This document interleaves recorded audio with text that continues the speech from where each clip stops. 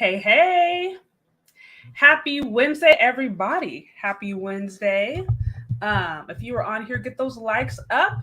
Get those likes up. Tag anybody or share this with someone that you think may find this interesting. Also, shout out to Hakeem. Hakeem, you are always coming through. I just saw the 750 on the Cash App. I appreciate you as always.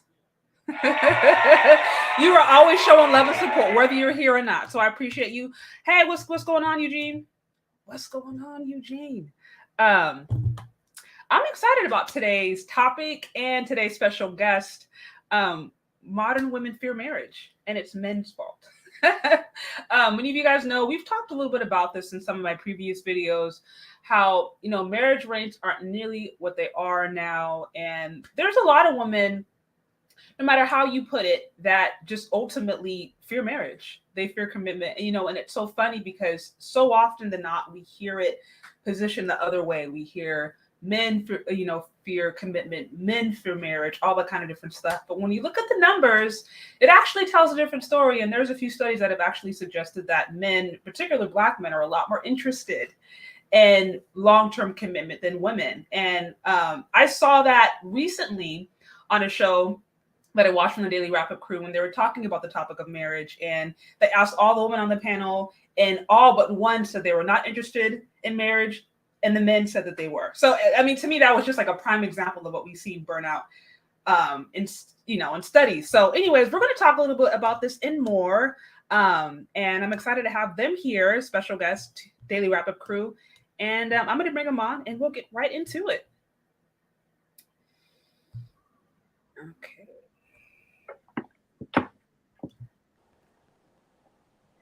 Hey. Oh, What's up? I'm so happy to have you guys here this evening.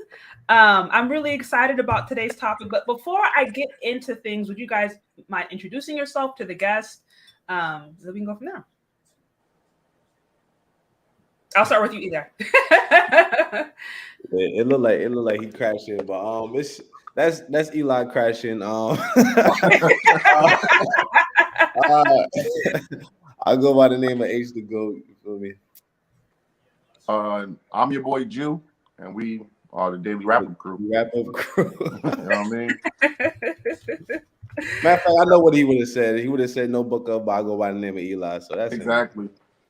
Okay. Awesome. Well, he will eventually be joining us. What's going on, Kevin C? What's going on? You guys, if you're coming in here, get those likes up, tag anybody, share this with someone. I think this is going to be a really exciting topic. And again, thank you guys for being here and hanging out with me this evening. I know you guys have quite a busy schedule, so thank you for taking the time to just hang out. I really do appreciate it. We appreciate the call out. Exactly, man. Thank you, Queen. I mean, we appreciate you sticking with us. I mean, so always.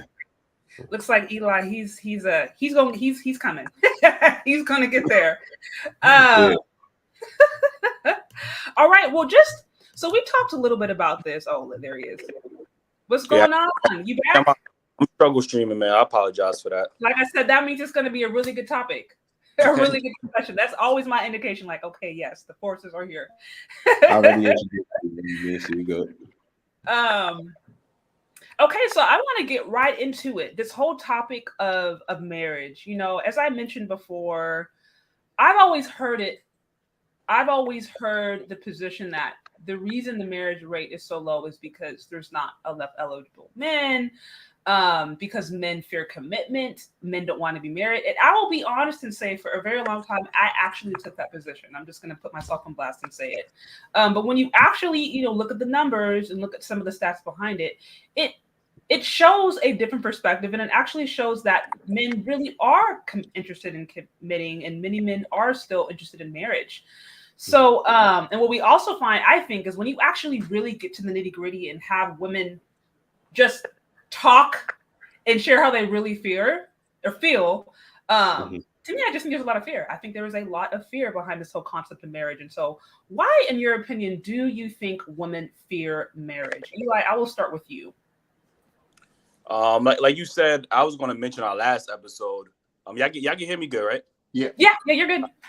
Yeah, I was going to mention on our last episode, episode 46, Forbidden Fruit. Quick plug, real quick. But yeah, like you said, we did ask that question, and my conversations with women, it all when I ask about marriage, it all stems from they don't want to get married because they feel like they're going to lose their independence. They look at submission as a negative thing. They look at submission as almost slavery in a sense. So you tend to hear a lot more horror stories. Oh, a man cheated, he abused his wife. All of the horror stories, and we never really hear any positive stories about marriage. So when I do have these conversations, they always want to use the worst possible examples of the outcomes of a marriage. And I'm gonna be honest with you, I feel like most women are selfish. This is why they don't value the marriage as much, because they are selfish. They don't want to have to give up their independence. They still want to be able to take the trips around the world, do all the hot girl activities. They don't want to have to sacrifice. More women would rather the wedding than the actual marriage. They want to be at the wedding because they want to take the pictures. They want the nice, the wedding is for the woman. So a lot of women want the wedding, but not the marriage itself, because the marriage requires work. I learned that from my parents. Marriage is a work in progress. So, a lot of people don't want to, especially women, they don't want to put in that effort. They feel like they still have this princess mentality. A man is supposed to take care of them, and they just get to sit back home and kick their feet up and things of that nature. So that's how I feel about why the women I at least have conversations with are more fearful of, I guess, marriage. Tell them how you really feel. Okay. All right. Interesting. No, I think you hit some really, really good points. Ace to go. What you got? What are your thoughts on this? Well, recently having conversations with women, I've heard that women get married for security. And because of financial freedom these days, I feel like women don't think that they need that security anymore. So I feel like that's a big reason why women aren't really getting married these days, because they're financially independent. A lot of women are saying, "Oh, we don't need a man. We don't need a man." So what's the point of getting married, right? Yeah, that's some valid points. I ain't gonna hold you. Interesting. So you're saying there's monetary, the monetary reasons. A woman feeling like there was at one time where a woman had to get married because she depended upon it financially. Now in the era where that's not necessarily the case, what's the point of marriage? Exactly. And that kind of goes back to the point Eli was making earlier about, maybe selfishness, right? And some women at the end of the day just kind of wanted to do their own thing and not really wanting to work together with somebody else. Now, or is that selfish, or is that just choice? I mean, we could, argue back and forth, but I think you make some good points here. Drew, what you got? All right. So I agree with everybody 100%. And the twist to this is I do think modern women will love to get married, but I think they're stuck on what they think a marriage should be. Like, I believe they want to, when they get married, they want just a man to take care of them. And when they acknowledge that the fact that it's a teamwork and it's not just you sitting there, that's the part that brings fear for them. Very, very, very interesting. I will say that, like I said, just having a chance to kind of watch some of your different guests, and even the one in particular where you guys were talking about marriage, they all seem like very lovely ladies, very, down to earth girls. But there was this consistent theme throughout the different videos that I saw where it just seemed like there was not even really a experiential understanding of marriage. It's like, for lack of a better term, it just sounded like a lot of the women where they were coming from single parent households, already coming from broken homes, hadn't been surrounded by marriage. So all the thing that they were left with was the different stories that they heard from that person or that person or that person. But there wasn't like an actual real life example that they had in their life to really draw from. Like that's the sense that I got. No, I don't know if that's the case. But just listening upon some of the different responses, I'm like, to me, this sounds very ethereal. This all sounds very, very much like kind of fear mongering, but it doesn't sound like this is something that you can draw from your own experience. And I think sometimes there's a sense of fear because sometimes when you don't know something, when it seems foreign to you, it can be easier to fall into fear or fall into that mindset because it's something new. So when you Yeah. ask most women why they want to get married, the few that do answer that question, it's never about the commitment or the relationship. It's about the status and what their parent had or what they saw on TV. Right. Yeah, I was gonna say I can't understand how women would rather would think that a child is more of a priority than marriage.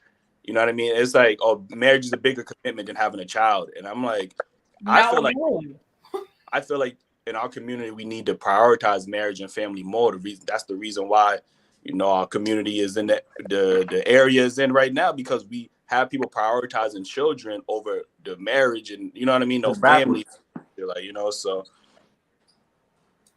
Absolutely. And you know, I mean, I think at the end of the day, I want to touch upon what Eli had mentioned earlier about submission, right? And I did a stream maybe about a month or so ago where I asked, you know, is masculinity, is it misogynist or is it harmful to women? And the different responses that I got based upon that topic showed to me how I believe there is like this built-in misandry that exists in modern female ideology. Now, I'm not saying this is every single woman, right? But I think there's this default, right? That if I work with a man or if I partner with a man, I'm automatically going to be abused. Why? Because almost every single example I've got from women when I was talking about, you know, are men naturally misogynist? And there's another one where I talked about, okay, working together with a man and talked about submission or being male identified. Like there's all these terms that are being thrown around. Every single example a woman came up was an example of a man abusing a woman, of a man taking advantage of her, trying to control her, trying to, you know, take away who she was. Like just all these examples of abuse, codependency, violent, whatever you put it. And to me, I was like, so it's the first thing that comes to mind when you think maleness, when you think men, is abuse, is control, is being undermined, is being taken advantage of. Those are the first thoughts that come to your mind when you think of men. You are afraid of men. You are afraid of men. And so I'm like, at the core there is this built-in belief that a man by default is going to take advantage of me, it's like, well, of course you wouldn't want to submit, right? Or get yourself in a situation where you were committed to that person that you think could be your abuser. And I saw that theme over and over and over again, and I'm like, why is it automatically assumed that when you say male or masculinity, here are the attributes of it? To me, it just was so interesting. Yeah, it's interesting that you said that, because I do want to segue into another topic off of that. But go back to the mission thing. Like that word is so taboo to modern women because they associate submission with being a slave, and you know, all the negative qualities of that comes with, I guess, submission in their minds. And so when you say, oh well, you should submit to a man in a marriage, oh, why would I do that? Why would I submit to a man? It's almost like they feel like they have to be a slave to a man. That's not what submission is about, you know. But like I said, because of the feminist ideas, and they look at men, like you said, with all these horror stories, and think men are the most evilest creatures on earth. And that leads me to segue into another topic about, you know, the black male's image, because oftentimes, you know, when you think about the black man's image, it's often portrayed by women. You know, it's the women that's going around telling other women that black men are dusties, black men are broke, black men are deadbeats, this, that, and the third. So black men have never been in a space until recently, because of the YouTube space and online social medias and things of that nature. We haven't been in a position to control our own image. We got movies writing all these horror films about black men, how paint worse image.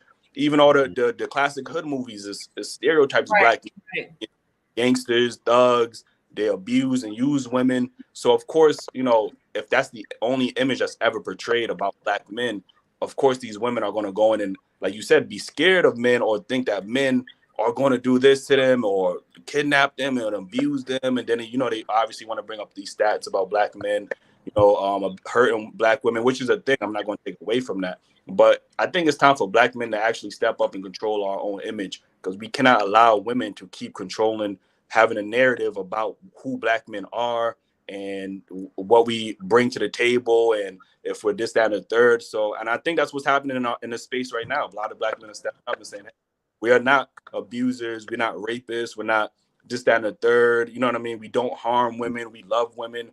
And, you know, it's going to take a couple of years to get through that, but it's good that we're having these spaces for black men. And I No, I think, hear sorry, I think with this society, negativity gets pushed a lot in the media. You know what I mean? So even on our own show, you hear a lot of women say that black men don't protect black women, and it's like all the guys I've been around with is like we would never let something happen to any woman at that point, but especially a black woman. You know what I mean? We would never let anything happen to black women in our presence. So it's hard to hear that and for people to believe that. And then you have men in your family, and you discount the men in your family that protect you because you following what the media is saying. I feel like everybody's just going with the narrative instead of actually taking a step back and looking at what's going on around them. You know what I mean? Yeah. The only Absolutely. thing I would like to add to that is that with women saying, all with everything that's being said about how a black man is this, that, and another, but they tend to only be attracted to the stereotype that they're afraid of. So, I mean, I just don't get it sometimes. That's a good point. Yeah, they don't want to talk about that one. That's a good point.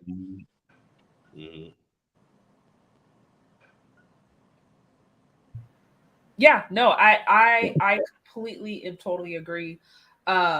So much to unpack there. I'm trying to think, like, where do I begin? That's probably a whole nother live stream. I'm not gonna lie to you, but like, yeah, that's just some things that I wanted to, you know, focus on, you know, black men and controlling our own image, you know, and I think that's starting to happen a lot more, and especially on these spaces, YouTube platforms and these online platforms. Yeah, no, for sure. That's actually partially why I started the Black Men Built That series, because when I came on this space, a little, maybe I've been on here like a little over a year now. When it came on, I was kind of like, I want to say, you know, innocent, but maybe I was naively optimistic about the different things that I would see. And so I started, you know, following different popular female content creators, especially, you know, Black women, and just listening to what was said. And I was quite frankly shocked at the amount of material that I saw that I thought was downright misandrous, or sometimes just downright propaganda. I don't even know how else to put it. And I just saw this consistent theme. And it's funny because I'll be honest, before I came on, my husband warned me. He was like, you're gonna see this and that. And like, I didn't really want to believe him. I was like, okay, maybe your algorithm, but I didn't really want to believe some of the stuff that he warned me about.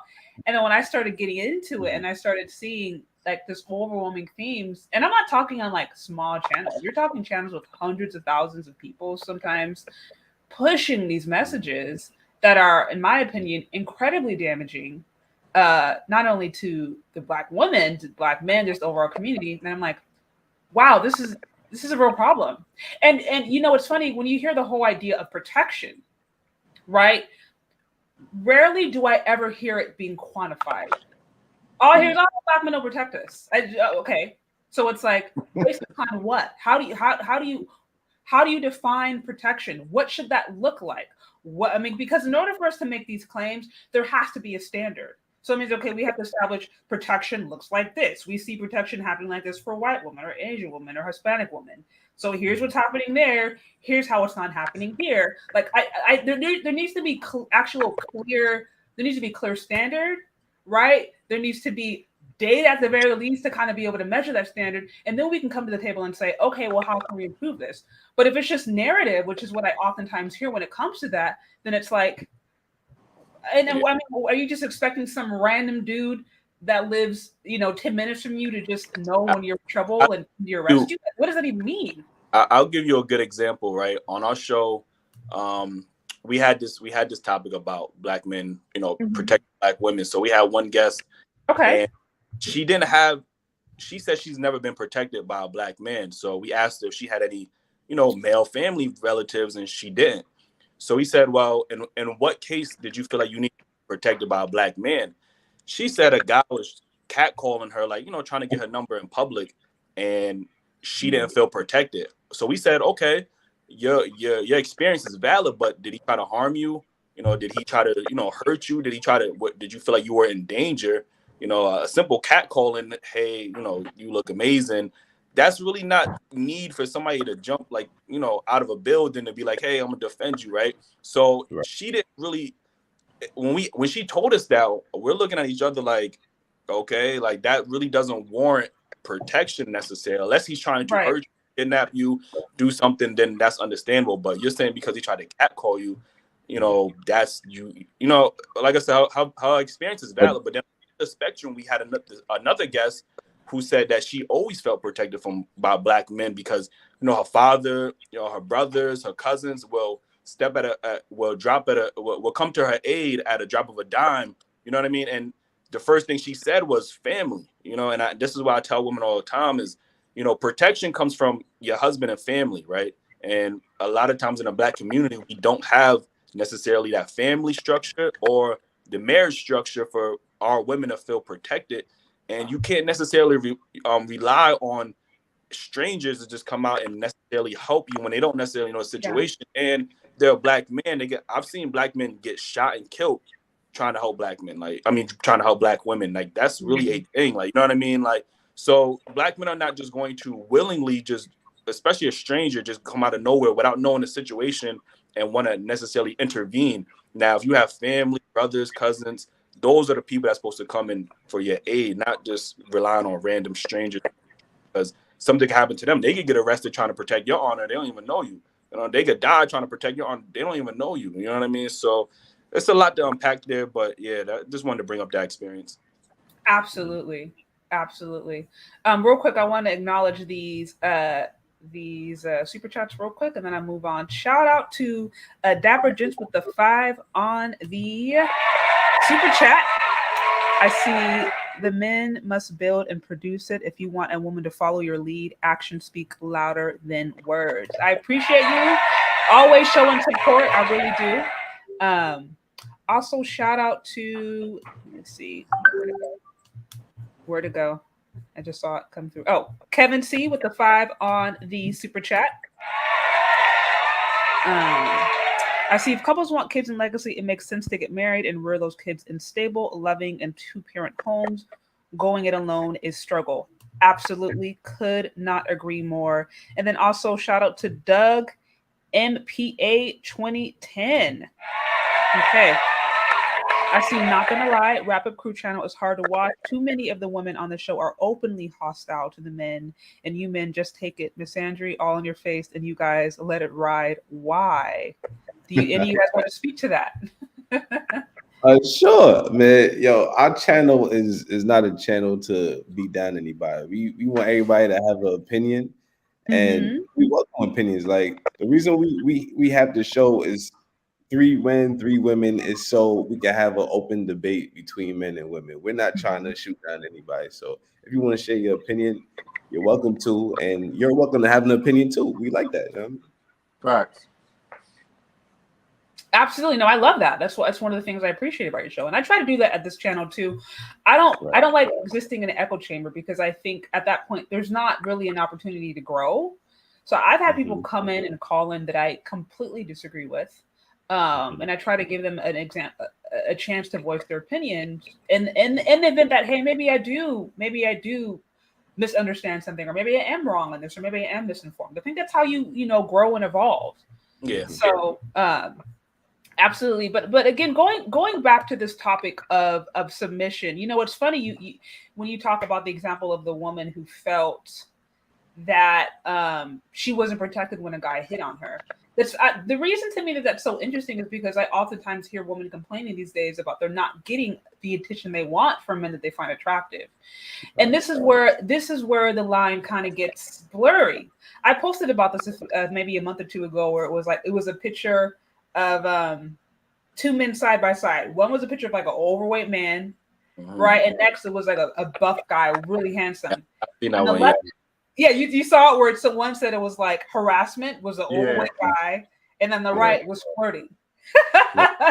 And so it's like in situations like that, it's complicated, because most women they do want to be approached from a guy that they are attracted to. No, most women are not going to turn that down.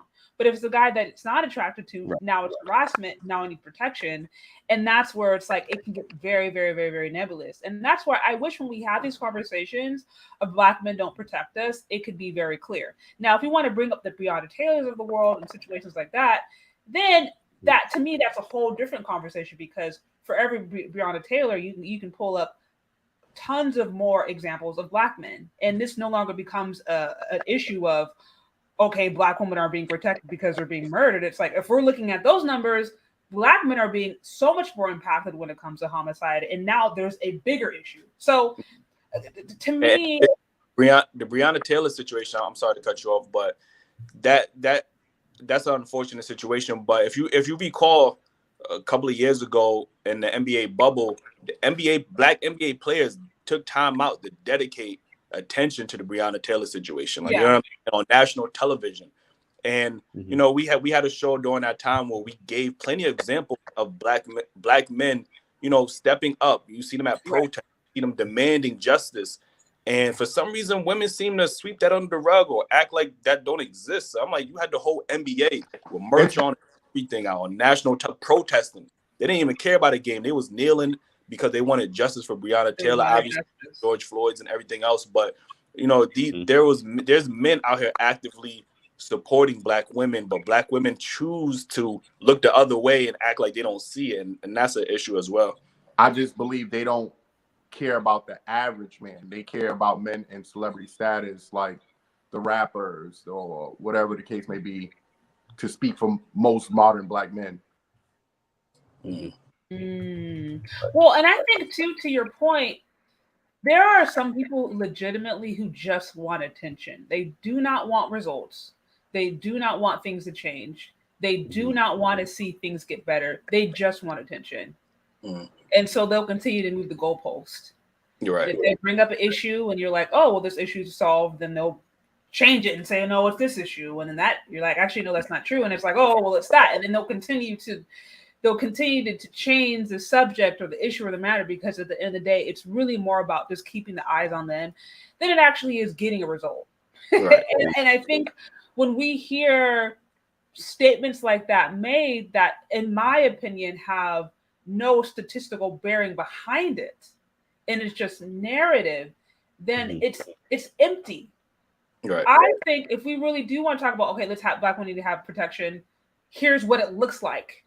Here's what we want. Let's talk about what do we think that looks like. Do we need to, every community now that has at least 30% Black women in it, there needs to be a community of Black men that just roam around the street and make sure Black women are protected? Like, do we need to have community leads? Like, I don't know, what does that actually look like so that this issue is solved versus it just being like, here's a problem and then that's it. You know what I mean? Yeah, well, we're open to, if Black women feel this way as a majority, you know, their experiences are valid. We want to hear them out, but if you're just saying it to say it without any real evidence, you know, they'll be like, oh, Black women die every 4 hours, every 4 Black women die every hour. They bring up these stats that, like, I've never seen in my day-to-day life. Like, I'm pretty sure do it the same way. Like, so it's easy to go online and see these hard things. And I'm not, like I said, we're not saying it's not valid, but if we want to have the conversation, we need to know what protection looks like for them. Like, you know what I mean? So, as well as men out there standing up for them. Let's say, for example, there's a female getting beat. When that man goes to defend her, they go back to the same guy they just protected her from. That can happen, right? And see, and you hit on a good point, because it's like, no one is trying to invalidate the experience of anybody or any women, for that example. I love being a Black woman. I love Black women. I'm never here to try to invalidate and say, hey, the pain that you experienced in that one position, or the trauma that you have here, you know, I never want to say that's invalid, but I think there needs to be a clear distinction between, this is my experience, this is what I've gone through, versus now, because I personally experienced this and maybe my friend next door, now therefore I now implicate an entire group of men in this crime. That's totally different things. And I think that's where we get dangerous, when we go through our life, right? And we make, you know, issues, we make mistakes, we do whatever, find ourselves in situations, and then now therefore everybody's like that. And I'm like, that's a very closed, small-minded way of looking at things, in my opinion. All right. Yeah, and it all stems from social media. Like if you go on social media, nobody's sharing the positive. Like I said earlier, you see a video, you might like it, but you're not sharing it. But as soon as you see somebody getting beat up, the negative Right. that's being shared. You know what I mean? Yeah, that's true. Viral, like Absolutely. So, yeah, social media plays a big part in it as well. Yeah, no, totally. Shout out to Dapper Jinx with the 5 on the Cash App. Much appreciated. Also, shout out to Freedman's Journal with the 5 on the Super Chat. I see shout out to Daily Wrap Up Crew and Shay Charday. Also, I see another 10 come through with Dapper Jinx on the Cash App. I appreciate you. Man, I had to go live, y'all. Man, he's showing some support. I appreciate it. I really do, guys. If you're on here, get those likes up. What's up, Hakeem? Hakeem, he's another faithful supporter of mine. What's up, Hakeem? You got a great name, sir. Yeah. Guys, if you're on here, get those likes up, tag anybody, or share this with someone that you think they find it interesting. I'm so excited to be having this discussion with my very special guest, the Daily Wrap-Up Crew. And we're just talking about just why modern women fear marriage and just everything really related to relationships today. So did you guys have anything else you wanted to really touch upon when it comes to submission, or you want to move on to the next question? Yeah, I think that's pretty much covered everything. Okay. Yeah, like I said, that really could be a whole other live stream. And I will say this about the number, the numbers that you mentioned. It's changing every other day. I see every 5 hours a Black woman is killed, every 5.5, then it's every 6, every 4. Either way, those numbers that I've seen up to this point are completely false. What they've done is taken FBI arrest, right? And then they just divide that by however many numbers, and they get that every 5 hours. And it's like, it's just bad math when you break it down. Right. That's a whole other topic, because I'm going to be addressing that in some further content. But that's what I'm saying. There is a lot of propaganda out there, to me, which shows that sometimes it's just about attention. It's not always about wanting to get better results. Shout out to Snugs with the 2 on the super chat. I see drop the link and what is the purpose of men? What is the purpose of men? Like, oh man, see, that's a whole nother live stream right there. That is a whole nother live stream. Before we move to the next topic, speaking about Black men protecting Black women, I don't know if you've seen this a couple of months ago, but it was a Black father. There's these twins. I think they're twins. They're like from down south somewhere. Teenagers. A father had died protecting his daughter from her boyfriend. Like, you know what I mean? Like he went to go protect his daughter from the boyfriend, and he lost his life. You know what I mean? That I haven't seen that reported a lot. Like, you know what I mean? These type of scenarios where Black men go to defend or protect their family and end up dying are getting swept under the rug. Like, nobody's speaking about it. Like, I've seen 1 or 2 posts about it. It didn't make the shade rooms. It didn't make the baller alerts. It didn't make, these major outlets, but there's several examples where I can name Black men who have died protecting Black women, and those never seem to get any real media coverage. You know what I mean? Right. Absolutely. I just wanted to put that out there because it happens and it doesn't get covered a lot. Right. And again, to your earlier point, that's what I'm saying. No one is saying that there aren't instances where Black women are protected. That absolutely happens. I've even seen some of the people who say that, they like to quote Malcolm X, who says, Black women are some of the most unprotected women in society. He said that. Malcolm X also said, the Black man is God. So it's like, are we going to pick and choose, at that point, what we really want to talk about? Sure, and to make, a bigger point, like I said, for every situation where there was a protection, you will find tons where there is, because I think it's somewhat a natural tendency of a man especially if he's around a woman that he values or loves or support, it's going to be a natural tendency for him to want to protect. That's like, I think, inbuilt in men. So to me, again, when some of those narratives are pushed, one of the ways I know it's propaganda is I don't think we necessarily see or consider both sides. And if there is a clear attempt to overlook stories like that, that just shows us like, yeah, sometimes I don't know that these are always serious conversations or if it's just a matter of wanting attention and pushing narrative. I don't think this is all women. This is absolutely not all women. I think some women just are kind of ignorant to what's going on, and so they kind of get sucked in. But I think there's money to be made off of some of this propaganda. I'm sorry. I had a conversation. This is real quick because I know we on this topic for a while. But I had a conversation with a woman recently, and we talked about the Will Smith situation. And, then she started to speak about black men don't protect black women. So in one breath, she wants to say black men don't protect black women.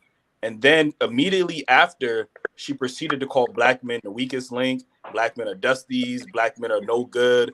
So I'm like, how can you protect you when you spew nothing but negative and hatred towards them? Like, now I'm not saying all women, obviously, but there's that certain select group of women who have done nothing but bash black men, but then turn around and say, well, why don't you defend me? Like, so that's a whole nother conversation. No, it is. Yeah, it is. Absolutely. No. Right. All right. So on to the next question. So I know you had talked a little bit about image, right? And feeling like you're starting to see what you believe is, at the very least, more of a conversation of black men coming together and being like, hey, we should be the ones. I mean, really, the black community should be the ones talking about the image, but black men need to be a part of that. Black men need to be a part of that conversation about who are we, what are we about? What do we represent?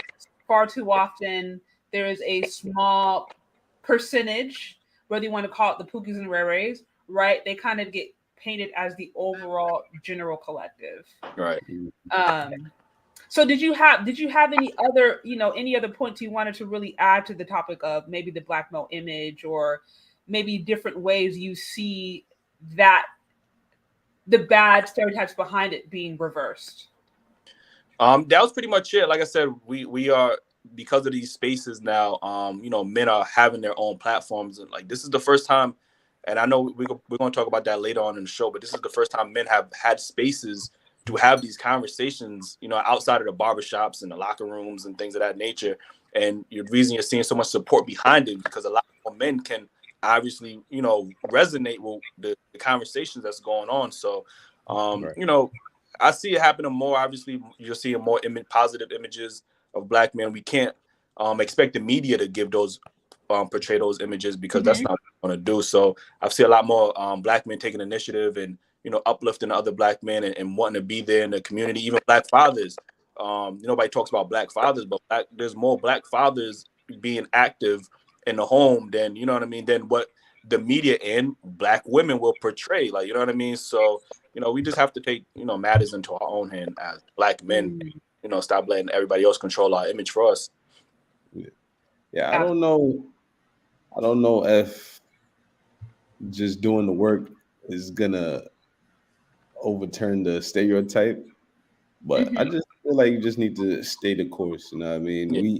It's gonna take time. It's not gonna happen overnight. Yeah, it's not gonna happen overnight, and don't be discouraged by what's going on social media, like I said, because that's where the narrative is mostly pushed. But like you said, black fathers, there was a stereotype that black fathers are not in their children's lives, right? And we've pretty much turned that around. Like a majority of black fathers are in their children's lives nowadays, but that's not what they're going to push on social media. But we know what's going on in the community. You know what I mean? So, I mean, we just got to stay the course and keep doing the positive things in the community. And eventually, hopefully, I mean, it'll make a difference in the eyes of everybody else. Absolutely. Absolutely. It's funny because what was it? The CDC came out a few years ago and said that black fathers were the most involved in comparison to all the other races, white, Hispanic, I think Asian men, if I'm not mistaken. But either way, it was the CDC. And it was a report that was like, actually, no, black men they kind of ranked the best when it came to often they bathed and clothed, helped with homework, spent time with them, different things like that. So very, very much actually fighting against the narrative of what we've all heard. Now, I don't know that really got a lot of national acclaim. I don't think it was promoted that much. Father's Day is still not a celebrated holiday. Yeah, right. But it is, to your point. Sometimes when we just actually do the research and we start to see what's actually happening, I think that can start to inform our understanding and be like, hey, maybe some of these things I heard, maybe it's not necessarily true. Maybe it's just, who knows, propaganda, or maybe it's just based on my own traumatic experience, but that's not everybody else. So it is good, I think, to have. That's why I think it's good to inform yourself. Don't just take things just because everybody else said it or because the person next to you said it. It's like you got to do your own research, especially when it comes to how you are now viewing an entire people group, especially if the people group is you. You know what I mean? Exactly. And at this point, I think that recognition can't be a motivation. Like it just got to be genuine, and Right. recognition will come along. Yeah. Absolutely. Now, on this topic of black male image, I saw shout out to Carl for President Anthony. He made a good point about Will Smith devastating the black male image and that whole fiasco. I'm sure you are familiar with it. Everybody's talked about it. What are your thoughts on that entire scenario? Do you think that completely ruined the black male image? Do you think that was just, a little mistake? I mean, just what are your thoughts on that situation? I honestly feel like it did because we don't want to look like as black men that we always have to resort to violence to solve any issue. Yeah. I honestly feel like he could have stepped to him, had a conversation with him in the back where it was between them two. Now you're on the highest platform where you got physical with another black man, which feeds into the stereotype of what every white person feel about a black person. Mm-hmm. Yeah, true. I feel like did it damage? It definitely didn't help. That's all I gotta say about that. Right. It did not help. Like that's true. It's just so much better ways he could have handled that situation. And I know he's been put through a lot over these. It might be a mental breakdown, like people are saying, but yeah. Will Smith is in his 50s. You got to find a better way to handle that, man. Like two grown men, you should be able to have a conversation at the side. And I mean, Chris Rock is an understanding person. I'm pretty sure if you would have had a conversation with him, that would have squashed the whole situation right there. You ain't have to go there. He actually could have went on stage and made him apologize to his wife in front of everybody. I'm pretty sure he would have. He should have took. That could have been a better. Like, I agree with that. I basically agree with what you guys said. Like, I agree with Keem. I don't know if it hurt the image of black men. Obviously, people associate Will Smith as being obviously with the whole entanglement situation, him being a simp. I didn't say it, people did. You know what I mean? So, I don't think that necessarily just hurt the black man's image, but he could have absolutely done. There was other ways to resolve the situation. Chris Rock's a comedian. Like I said, we have no knowledge if he knew, Jada's condition or not. And he probably just thought it was just a joke. He probably didn't think nothing of it. Comedian, like that's what comedians do. Everybody get roasted. You come to the Grammys, you're gonna get roasted. Your father died. I don't know, like you're gonna get roasted. Like that's just how it is. So there was other ways he should have addressed the situation, like of resorting to violence, especially when our image has been looked at as black men being overly masculine, overly aggressive, just that don't know how to control the emotion. To be, like I said, on one of the biggest stages and not even on national. This is international television. Everybody has seen it from all over the world, and that's the image you chose. You know what I mean? It's a poor image, but I don't think it necessarily damaged the black man's image. Interesting. Well, to your points made earlier, it certainly didn't help. It certainly did not help the image.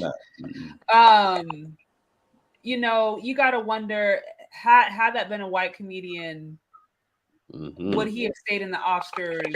Would the police have been called? Like, we already know the answer to that. He's done it. It's the whole thing to me was just like it was so embarrassing. It was so embarrassing, and I hope whatever happens, he gets it together mentally. It's just the whole thing I think about, I scratch my head. I'm like, man, I'm like the night you're getting an Oscar.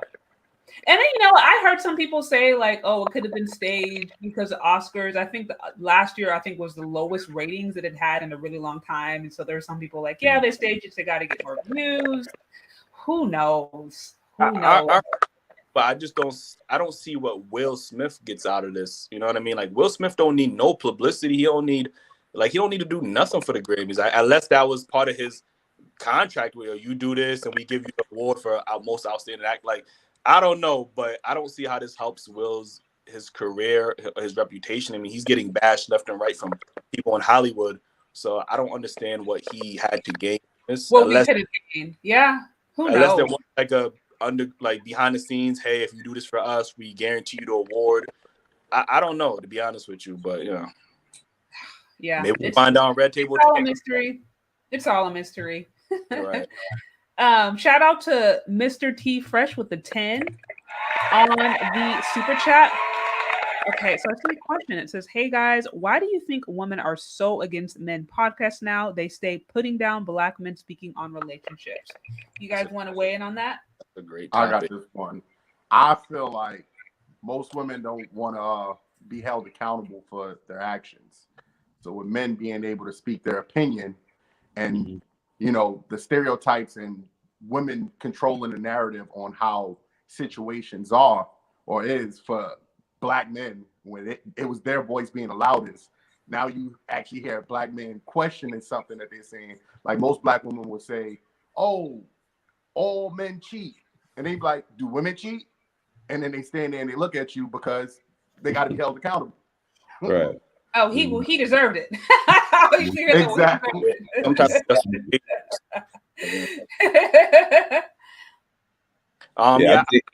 okay, go ahead.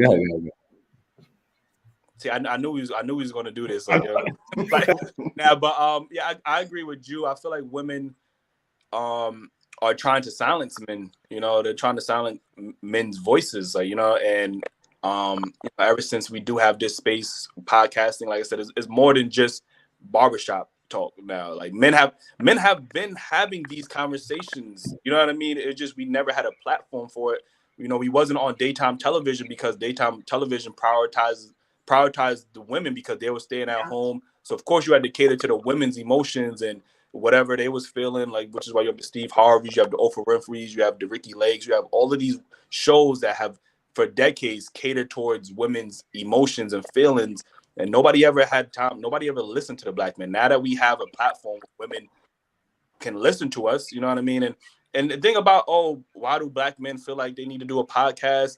A podcast is just a platform. There's several different genres in podcasting. Like, you know what I mean? If you don't like what you hear, if you don't want to be in a relationship genre, go to the tech genre. Like, there's Black men in a multiple of different genres where you have sports, technology, political, this business will earn your leisure, things of that nature. Black men are in different genres. So for y'all to try to silence Black men because we're talking about relationship issues or things that we might go through, it's not going to happen. I tell you right now, it's not going to happen. Y'all not going to silence Black men's voices. I'll tell you that right now. Black men, we have this platform. We're going to continue to speak and express our feelings and experiences. And if y'all feel some type of way, women feel some type of way, they can just not tune in. You know what I mean? That's how I feel about it. Mm-hmm. But we want them to understand how a man's perspective. Yeah. Nobody wants the underdog to have a voice, you know what I mean? So I feel like once you give an underdog a voice, he's not an underdog anymore. And I feel like that's what's happening. Like we're voicing our opinions and a lot of it is accurate and it's hard to hear the truth sometimes. The truth hurts sometimes, you know what I mean? So I feel like that's why they're so against us having a platform, because it's bringing attention to where they're lacking. And by bringing attention to that means they have to improve. And a lot of people get comfortable where they at, complacent, and they don't want to improve. Yeah. People try to hold us accountable for what women say out their own mouths on our show. I'm like, what is that? That's how she feel. Like, we never told her what to say. Like, on platform for women Or to where come do in. you get these women from?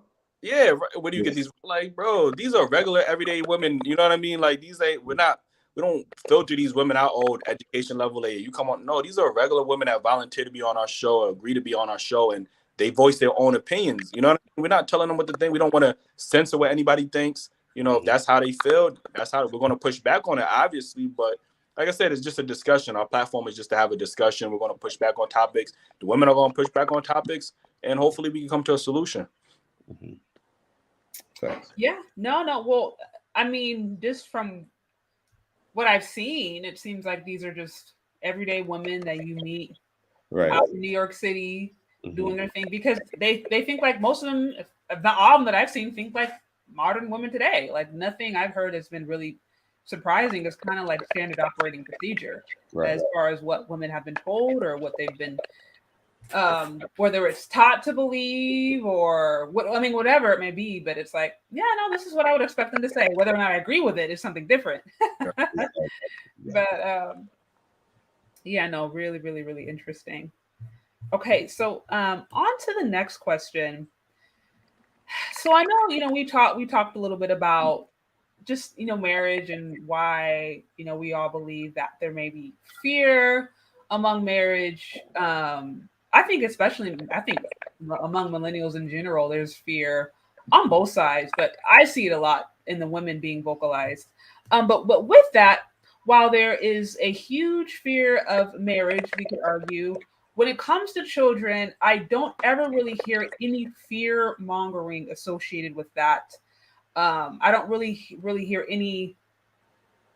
I never really hear, the whole idea of like, oh, well, if you have a child, you could be a single mother, or you could be this, and that. I mean, in the man space, I'm starting to hear more of that conversation. But I think all in all, anytime a woman gets pregnant or has a baby, it's very much celebrated. It's very much celebrated, and because single parenthood is high, really across the board in all ethnic groups, just a lot higher.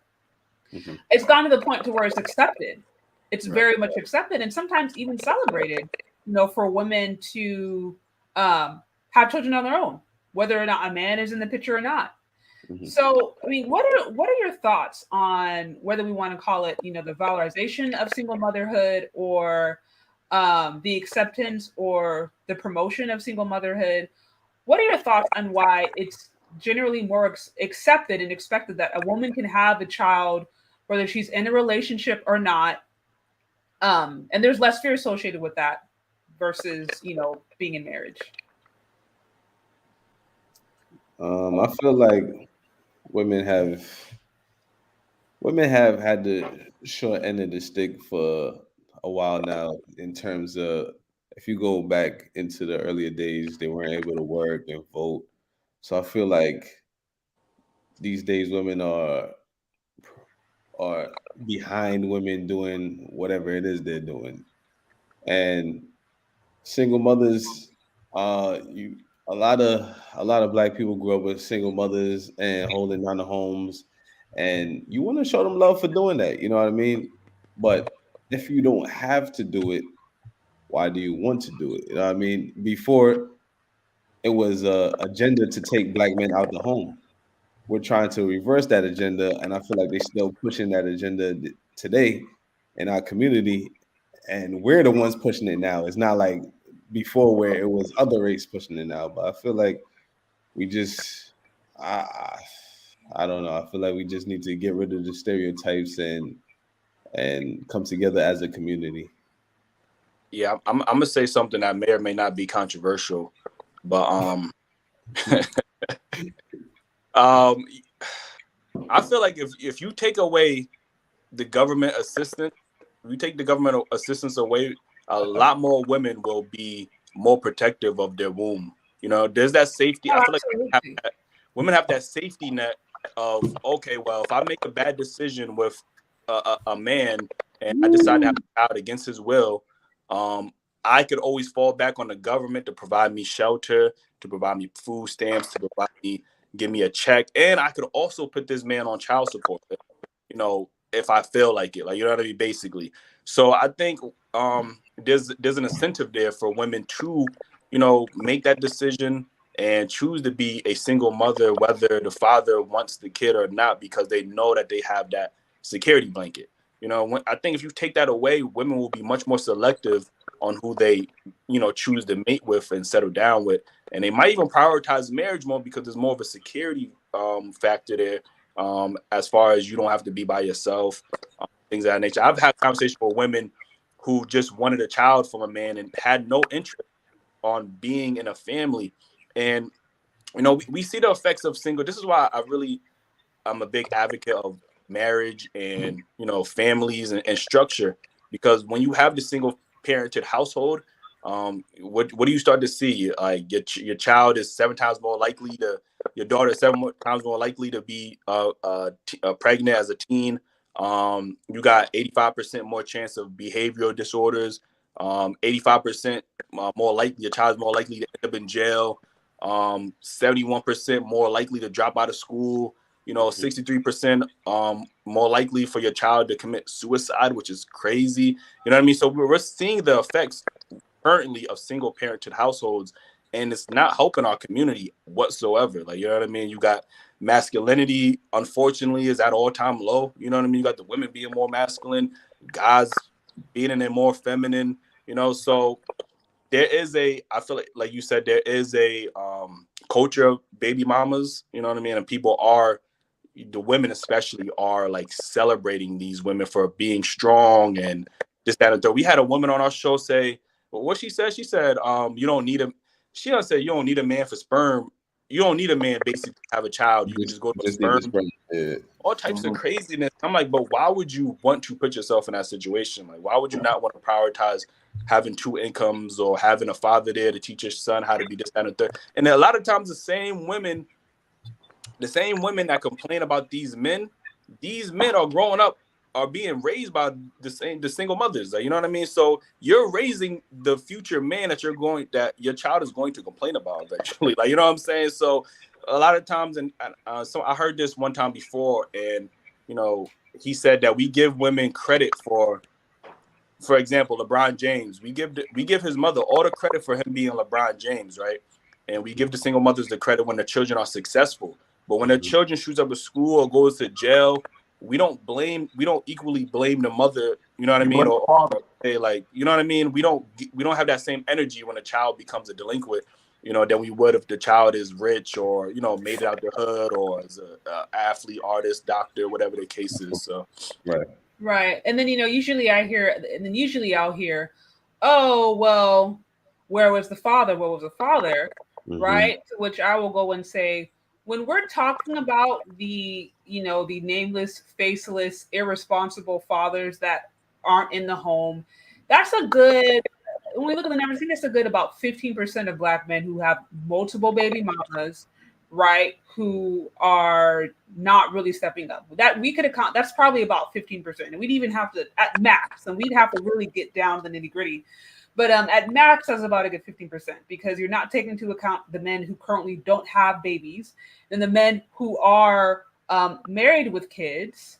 And so, again, when we really actually look at what's happening, we find again and again that a small minority of men are actually the ones who are being hated as the collective, which just simply is not true. I mean, I've seen this time and time and time again. Well, where are the fathers? And it's like, well, who are you choosing? And then it's like, oh, well, you guys are judging us, yada, yada, yada. And it's like, women are having more sex than men. Women are having more children than men, period. When you look at the numbers, STDs are higher among Black women than among Black men. There's a reason for that. Single parenthoods, who has more multiple, baby mamas, baby daddies.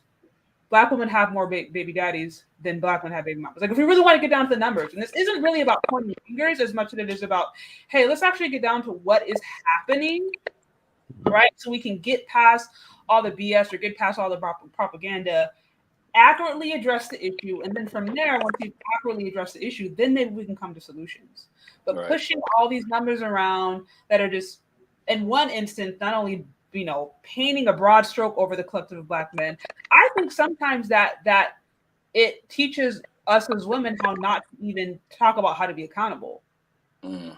You know, it's not about pointing fingers, but it's at the same token, it's like, hey, let's say you did find yourself in a situation where you're a single mom, not because you were widowed or, you know, you got married or divorced. It's like you got knocked up by the marriage. Okay, that's happened to you a few times.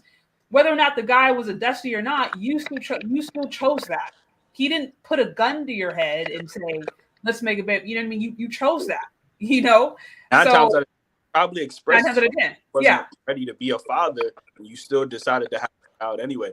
And going back to the point about men's spaces, you know, what I'm seeing a lot more in these men's spaces are fathers, the deadbeat fathers that women would love to talk about. Those fathers are stepping up into this space and saying, hey, look, I was trying to be there for my child, but this woman was making it extremely hard for me. So now you have men I've heard of that.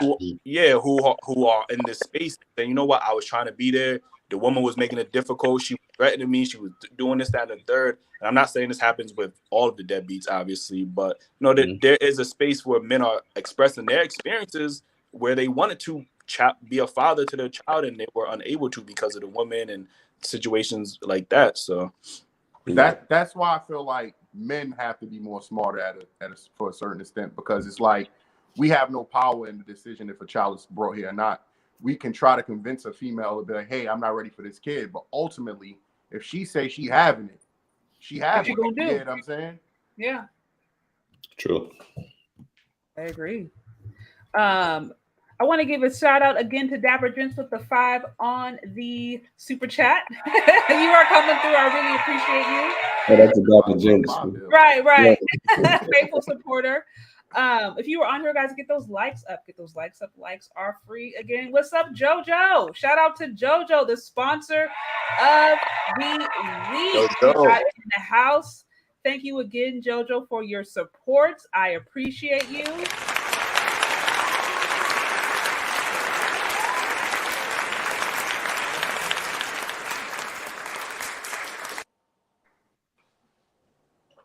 In the chat, I have to do a drive-by. I got some stuff going on with our brother Ozone, but you know I had to stop by to support. Peace. Thanks again, JoJo. Okay, guys, if you're on here, get those likes up. Tag anybody. Share this with someone that you think may find it interesting. Also, super chats are open if you would like to show support to the show. You can find me on Cash App or Venmo, and I will also be sure to acknowledge all super chats. All right, so moving on. So okay, so you guys all hit on some really, really, really good points, I think, regarding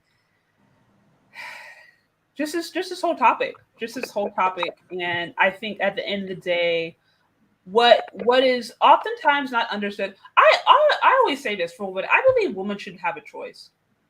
I believe in marriage, you know, I love being married, different things like that. But I don't believe every woman is a wife. I don't believe every woman wants to be a wife, has a capacity to be a wife. I don't believe it's for everybody. So it's like I'm pro-choice when it comes to women, you know, doing what they want to do. With that, there needs to be an honest conversation about what that is. I think it's really dangerous to tell a woman like, oh, you don't need a man, you know, do the whole modern woman career thing, boss up, level up. But the reality is most women are not bossing up like that. They're not going over here, securing the bag, getting the bag. Many women, if they don't choose to partner with somebody else financially, whether it's, you know, primarily in a marriage setting, they're not going to be building wealth like that. Like your best option of building wealth in this system today, that's considered patriarchal, however you want to look at it, your best, you know, opportunity of building wealth is partnering with a man. It just is what it is. Of course, we can all point to that one example, that one person we've seen on social media, that one friend we know that's successful. But your average rank and file Black woman, modern woman, period, is not getting ahead financially, especially if she finds herself as a single mother. You becoming a single mother actually largely reduces your ability to become wealthy or to really level up financially. So I wish, you know, if we have those conversations of like, hey, okay, you can choose to do that. Nobody's knocking you. If you decide you want to have a kid outside of marriage or not, fine. But here's the reality of how this could actually impact you moving forward financially, especially when you start getting into your older years. When you want to have some form of a retirement, you want to have security, this is what it looks like. I think that would be more honest. And I think that would actually help prepare a woman for what it takes to sustain themselves long term. I get women have so much evidence of the struggles single women, like single mothers, go through. There's a history there. So why would you choose that? Put yourself in that same history that you seen your mother go through, your auntie go through. Or like, I never understood, like, there's too much evidence to show you that single parent like household is not the wave, and you still chose to do. Like, I don't get that. Like, you know what I mean? Like, I don't know. I don't get it. Everybody feels like they're the exception. You know what I mean, to the rule. Right, right. Yeah, just because they didn't do it, that doesn't mean I can't do it. You know what I mean? Right. Right. What's up, Chantel? Chantel in the building. Always good to have you here. Another fellow pick-me, as they call him.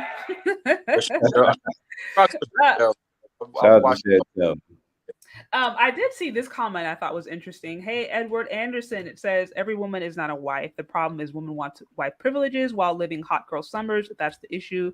They want the single mother to have the first position and replace the wife. Very, very, very interesting. That goes back to the point that I said earlier about me believing that, I don't believe all women are wives. And I believe if you do, like, for example, if you're a woman the idea of submission makes you flinch, or the idea of marriage makes you flinch, or you want to do the modern thing, it's like, don't get married. Don't try to be somebody's wife, because you would be miserable and you would make that man miserable. So don't do that.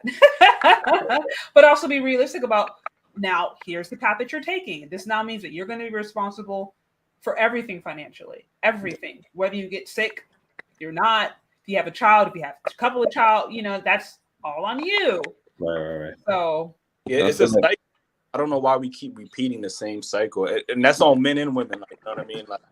Like men, we got to hold men accountable, and that's what we do on our platform as well. Like, it's not just, well, women aren't doing this. Like, we take a step back and we hold men accountable as well. Like, you know what I mean? So, like I said, it's just about having a conversation when there's enough evidence there to show you that, like, this is most likely not going to work out in your favor.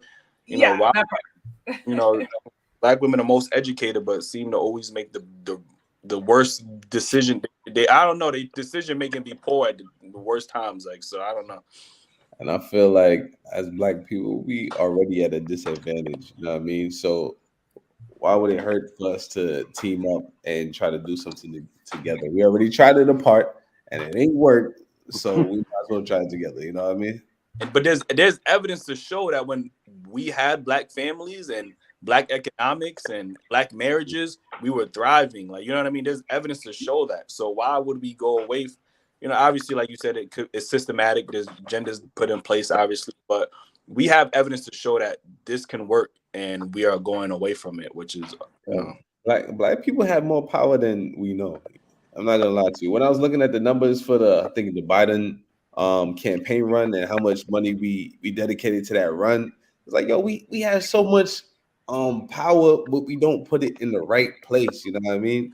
And I feel like that's the problem in the Black community. We don't come together to support each other, but we support other people before we support each other. Shit, don't get into politics. That's a whole nother. No, it is. That is another topic. That is another topic, and there's reasons for that. But whether we want to talk about, even forget about the Black community, just generally speaking, when people work together, what's that saying? When two heads are better than one, it's like two people come together to accomplish a goal. It's generally going to be easier because there's more people sharing the load. Like, this isn't rocket science. This is just like basic common sense. Right. So again, guys, if you're on here, get those likes up. Okay, let's see. So I know you had mentioned earlier, Eli, I want to talk to you. I'll direct this question to you first about just leadership in the Black community in particular, and who is teaching Black men how to operate as husbands or leaders. So what are your thoughts on that whole topic, on that whole idea? Well, basically, a lot of times we can easily focus on, women, and, we always say, well, women have poor role models, whether it's the Cardi B's, the Meg Thee Stallion, City Girls. But then when I look at the mirror and I'm like, man, who are the positive role models for Black men? Who are, we question women, like, who is teaching them how to be wives? Like, women like to believe that there's a magic flip switch that they just flip on and automatically become a wife. Like, that's not the thing. But who's teaching Black men, you know what I mean, how to be leaders, and how to lead as a husband and things of that nature. And I'm be honest with you, I was thinking about it, and we don't have any positive role models, or at least the positive role models don't get enough light on them because we are so obsessed with celebrities, whether it's athletes, whether it's rappers, entertainers. Unfortunately, we look in our community, we look at those as leaders, especially for Black men. We look at freaking Future and NBA YoungBoy, like these people that are not leaders, but we're looking at them and being like, you know what, I want to be like him. You know what I mean? So we have to be able to put ourselves in better, situations to teach other Black men how to be leaders. And this is why this space is also good for Black men as well, because now there are dedicated channels to teaching Black men about economics, teaching them how to be more masculine as far as how to lead, how to be leaders. There's more channels set up that way. And this is why these Black spaces are so important for Black men, because we might not have that father figure. Most of us might not have that father figure, but we could always go to maybe an uncle or brother, or if we have more families in the community, we could go to that. And if not, then we could go to other platforms who are looking to help build up Black men as well. Whether it's finances, whether it's education, things of that nature. So there are more outlets out now to help, or at least show Black men what leaders can look like than there was in before. And we have to take advantage of that, Yeah. Okay. Julie, what are your thoughts on that? I agree with Eli. The only thing I would like to add to that is that when it comes to majority of Black men like myself, I'm a father, and there's like a slim room for error. I feel like for Black men, like it's no way you could drop the ball or be able to pick it back up and do something without you being tarnished or beat down about it. So I mean, that I feel like that's a huge difference. Like, and a lot of Black men are being raised by Black women, and we love our mothers. We're not taking anything away from that, but a woman can't raise a man to be a man. A man has to be able to raise a man to be a man. Mm-hmm. Right. Yeah. That's bad. Absolutely. Hey, what you got? Growing up, I feel like my role models is on TV. I ain't gonna lie to you. Uncle Phil, Martin, Carl Winslow. You know what I mean? Those were the Black figures that I watched on television.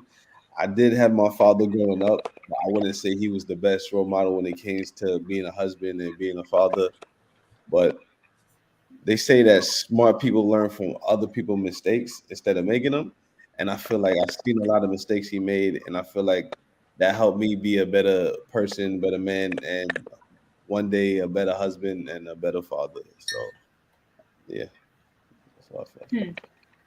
Interesting. I'm not a man, obviously, so I don't think it's my place to really talk about, okay, what is Black male leadership look like, or what are the different institutions or different things that should be built so that there isn't so much of a gap. I don't think that's really my place, but I will say that a part of, I guess, kind of the reasons I started the Black Men Vote Back campaign is because I started to recognize that there were a lot of people, a lot of Black men that I will say in the community that thought were doing positive things that just weren't really getting a lot of play, or just weren't getting a lot of, they just weren't getting noticed. Mm-hmm. And, I know Jude made the point that, like, there's a very small margin of error that Black men have, like, depending on what you're doing, especially, like, let's say you're working in the corporate world or anything, it's like eyeballs are on you, like, you don't have all this grace. So, sometimes I wonder, is like, okay, is it that there's so few leaders, or is it that it's just not getting as much play? And then because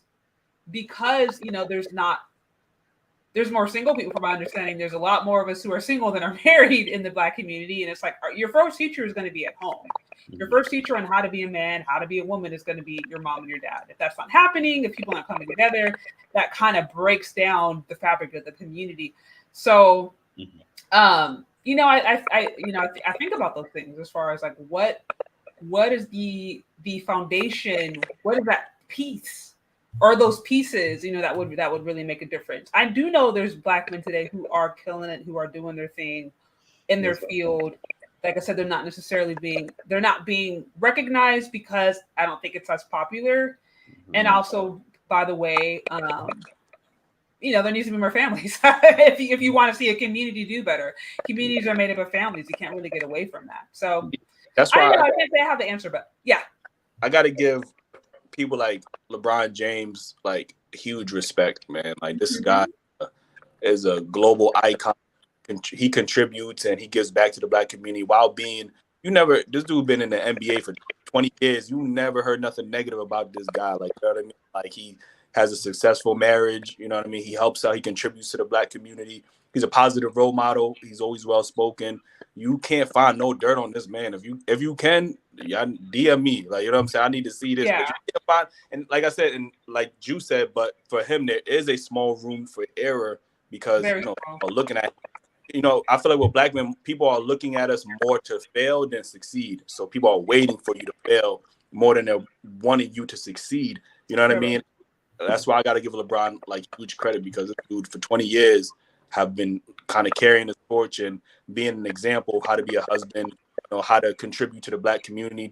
This dude built a school, you know what I mean, and his community to help, under privileged Black people, minorities, and things of that nature. So you don't really see that too often. You might see a couple of rappers here and there give some donations to the Boys and Girls Club, but that's really no real impact. You know what I mean? So now that we have these spaces, we can know what, leadership kind of looks like or can look like, you know what I mean? Or, how we can better help the Black community, because all of this, Black people are $1 trillion people. We spend trillions of dollars every year, but none of it is going into our communities. Like, you know what I mean? Like, you got people.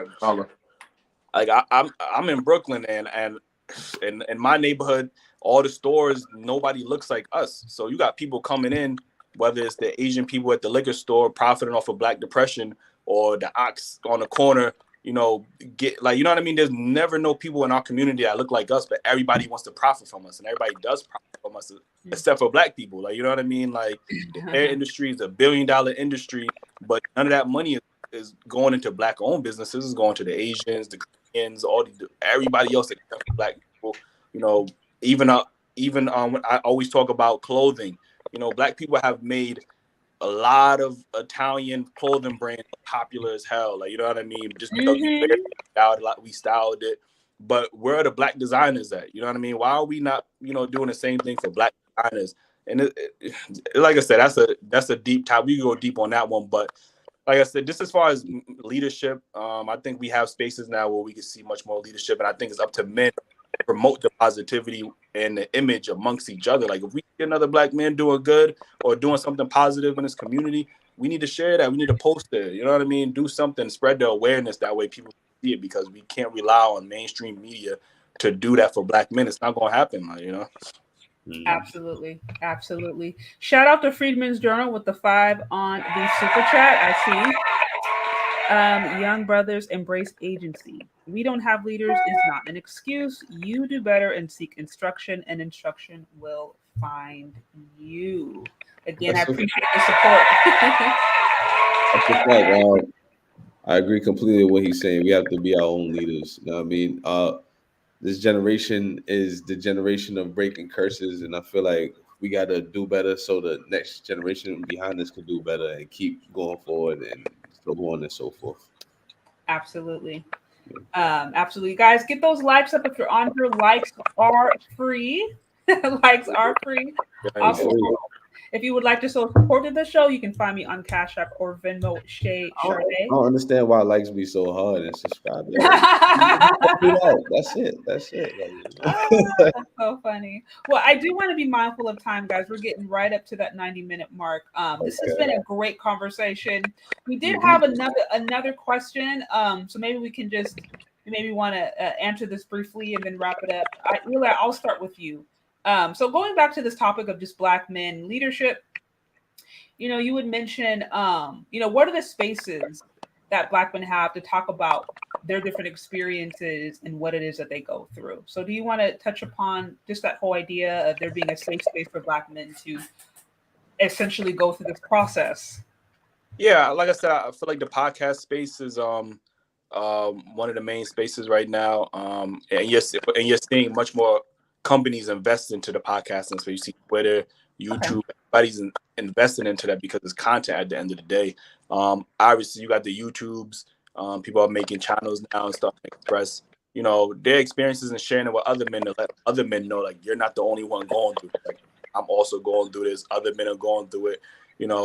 We had somebody DM us the other day just about experience that he was going through, like a personal experience he was going through, and he was just like, yo, you know what, I really need somebody to talk to. And we was there for him. I talked to him, gave him advice.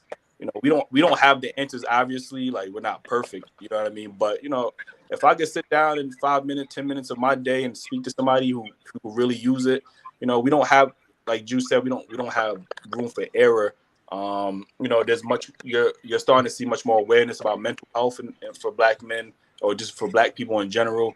We got a lot more therapists are speaking up on this platform. So people are seeking help. People are getting help. Black men are realizing, like, it's okay to seek therapy or need help. Ego is ego is killing Black men. I always say that because we feel like we're too prideful to ask for help, and we all need help at some point in our lives, and it's okay for you to ask for help. You know what I mean? So, like I said, the podcast space, the YouTube space, those are pretty much spaces. Obviously, the barbershops, the gyms, our friends, and things of that nature. But those are spaces where men are feeling comfortable and feeling safe to come and express their experiences. Okay. Mhm. Absolutely. I feel like you took my answer on that one, but I feel like therapy is very important in the Black community. For a long time, the stigma on therapy is like, oh, you crazy if you go into therapy, like, you got to be crazy to do it. But I feel like it's good to talk and get stuff off your chest, off get it off your energy, so you could be positive and spread positivity wherever you go. You know what I mean? So I feel like that, and having friends that you could go to and share intimate conversations with, I feel like that's very big, to have somebody you can rely on and lean on, and they can lean on you, and y'all have that relationship, like me and my brothers do at the Daily Wrap Up Crew. I mean, so yeah, I feel like Black men need to be there for other Black men, especially. For a long time, we've been warring with each other, and it's been for no reason. If you really look at it, it's been for no reason. Like, I feel like peace is very important, especially in the community, and that's what we got to push. Yeah, black I black men agree. suicide rate is going up, man, and it's very unfortunate. And Mhm. that's why I put out that post, like, yo, if y'all need somebody to talk to, y'all could definitely hit one of us up at the Daily Wrap Up Crew. And sometimes all it takes is to have somebody to talk to and be able to vent to. I agree.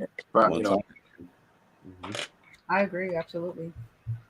I speak to these dudes like every day, and I be going through certain stuff. You know what I mean? Like, my ego was once there, but I feel like once you realize that other people are going through the same thing you're going through, and people could tell you where you need to fix things, and just taking advice. It doesn't mean you have to agree with everything that's being said, but wise words or anything that you could grab from somebody. I'm my brother's keeper. You know what I'm saying? So I respect these two guys with the most respect I could give or receive from anybody else. Mhm. Right. Absolutely. Absolutely. Well, I appreciate all of you guys for being here and sharing your perspective. I did want to be mindful of your time, but do you have any final thoughts or final words you would like to leave with the listeners? I'll start with you, Eli. yeah. Well, first off, like, thank you for having us.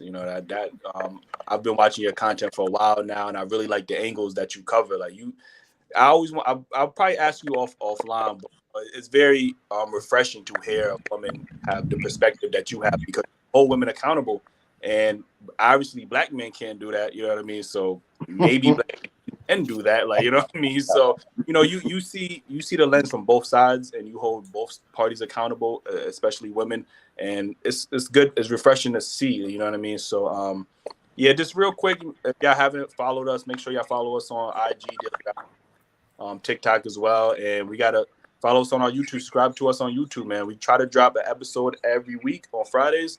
We post content all the time. We're very active in our community tab. If y'all want to hop over there, and if y'all for whatever reason need somebody to talk to, y'all going through something, y'all could always shoot us a DM, and we will definitely do our best to try to reply back to it. So. Awesome.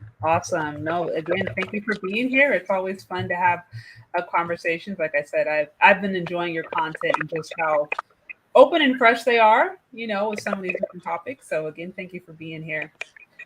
Drew, what you got? I just want to tell everybody, you could get our merch from dailywrapupcrew.com. And if you have any engaging topics you would like us to bring up on our platform, you guys could reach out to us and we'll love to bring it up. Absolutely. Yeah, shout out to Hakeem, man. Hakeem, shout out to Hakeem. Hakeem in the building.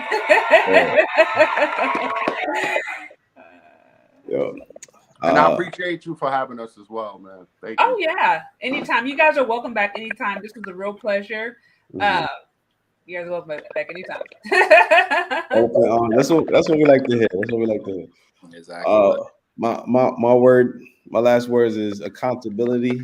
I mean, everybody in the Black community, hold yourselves accountable, hold your brothers accountable, sisters accountable, and let's do what we can to progress and make the Black community something to reckon with. You know what I mean? Something because we here, like this is it. It's our time. You know what I mean? Shout out to everybody. Thanks for having us, Queen, and hopefully we'll be back. Absolutely. Well, again, I appreciate you guys for being here. You guys, if you haven't checked them out already, please do. You can find them on YouTube, Twitter, Instagram. You guys said TikTok too, correct? Yeah. Okay, I have a link in the description. So just go to the description, follow, like, watch, comment, subscribe, all of that. And again, thank you so much for being here. Like I said, you guys are welcome back anytime. Thank you. And hope you guys have a good night. You too. Yeah. Everybody. Okay.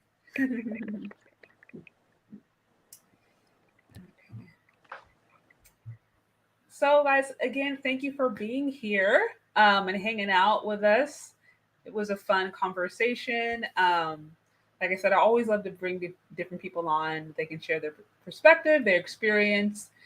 This whole topic of marriage and relationship and commitment, especially in today's modern dating market, is an ongoing conversation. I'll say that much. So again, thanks for being here and hanging out with me, guys.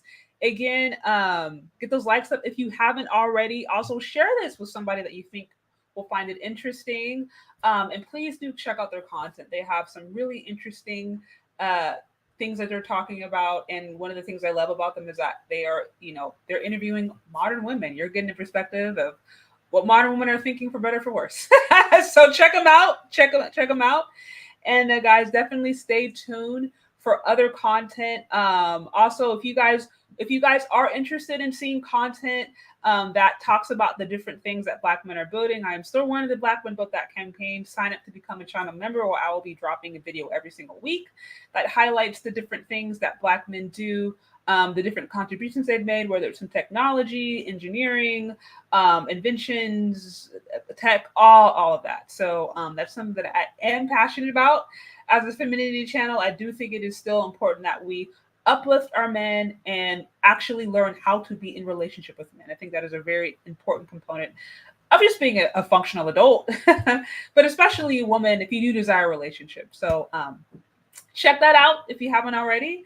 And again, I appreciate all of you guys who've been rocking with me, who are such faithful subscribers and contributors, whether it's to the comment section, through the Cash App, through the Super Chats membership. All of you guys are making this thing what it is. So thanks to all of you guys, and stay tuned for other content. Stay tuned for other topics, and we'll talk later. Bye.